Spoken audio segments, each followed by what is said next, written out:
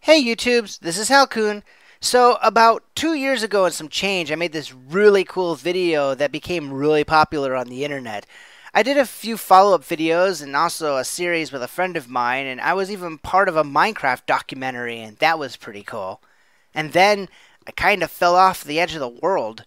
I wish I could tell you guys that I've been on some great adventure of self-discovery, or that I got myself hired by a game company, or even working at some sort of super secret project. I mean, I could tell you that, but I'd be lying. Truth be told, I've just been working a not-too-glamorous 9-to-5 IT job for an insurance company, and also watching Emily Graslie videos. Why I decided to kind of start things up again was because a friend of mine gave me this call. He found my enterprise video and wanted to know how much money I was making being a YouTube partner. I told him that I never became a YouTube partner, and in fact, I had no idea how many subscribers I had. I just made some videos for chuckles and let them be on their own little corner of the internet. And then this is where it gets weird. You see, he didn't say anything. I mean, he didn't say anything for a really long time. What happened after that was what could be best described as a wrath of hellfire over the phone. Between episodes of screaming and flabbergasted amazement, I was told that a YouTube partnership wasn't some spam, it was actually something I needed to rectify. And like, immediately. The thing is, there's like a reason why I haven't made very many videos. You see, I don't play Minecraft. In fact, I don't even play video games like normal people. I play video games by making them do things that no one ever intended them to do. That's what made the Enterprise video so interesting. I guess no one ever thought of using it as a visualizer before. I just had a bunch of blueprints where 1 pixel equaled 1 meter, and I had this game where 1 cube equaled 1 meter cubed. I just put them together and you saw what you saw. It was pretty easy peasy. I did it in a weekend. After I released the video, this community grew around the ship, and even though I'm thankful for them, I've never really hung out with them all that much. So as far as making my own content, I'm not cute like Katie, or smooth like Adande, or scary like Lena, or super lucky like Emily. I'm just this dude who lives in a 9x12 foot apartment and works for some insurance company. Now, that being said, there are people who are wanting me to make more videos, so after some thought I decided to come back. I'm going to make a series about what I really enjoy, and it's a little strange, so I'm going to explain it to you here. You see, I specialize in something called code death. This is how it works.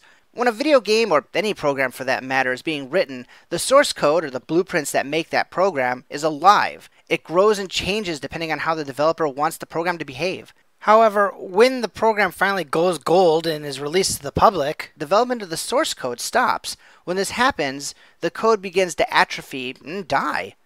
In large applications such as operating systems, this isn't so much an issue. For example, in Linux, when a release is made, a branch is created. The trunk continues to grow, and the source code here is very much alive.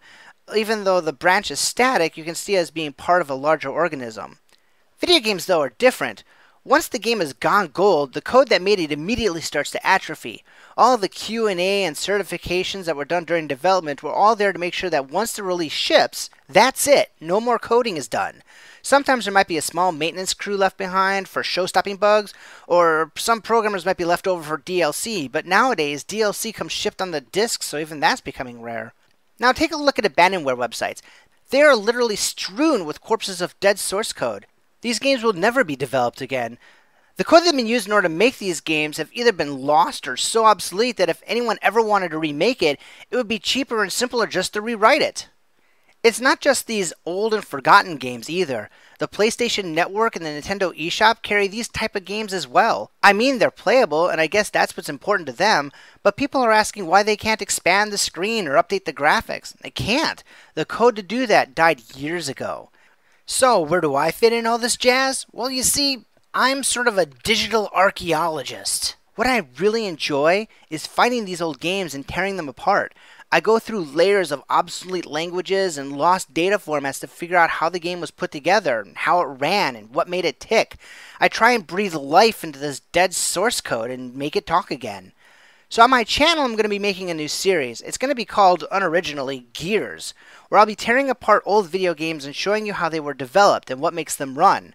The first game I'm going to be doing is a complete mechanical deconstruction of Final Fantasy VII.